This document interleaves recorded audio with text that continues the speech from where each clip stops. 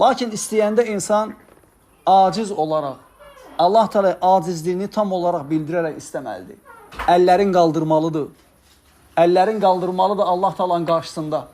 İsrarla istəməlidir. Necə Allah Teala özü yönəldi bizi Quran-ı Kərimdə? Ud'u rabbakum tadarruan və xufya. Allah Teala deyir ki, fikir verin, necə eləməliyik? Hansı formada Allah Teala xitab etməliyik? Allah Teala onu bizə öyrədir. Deyir ki, Rəbbinizə gizlində və acizanə dua eləyin. Allah Teala'nın başqa bir peyğəmbəri gizlində, gizlin və gizlin, zülmətlər içərisində, alimlər deyirlər ki, dənizin zülmətində, balığın qarnının zülmətində Allah Teala dua eləyir. Fənədə Rabbəhu. Deyir ki, Rəbbinə xitab eləyir. Fənədə fil zulümət.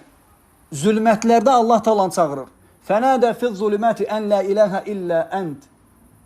Subhanəkə inni kuntu minəz zalimin.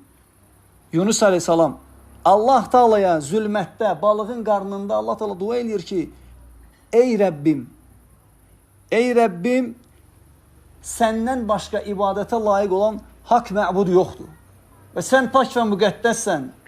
Mən də öz nəfsimə zülm eləyənlərdən olmuşam. Öz günahını, öz təqsirini Allah Teala'ya etiraf eləyir.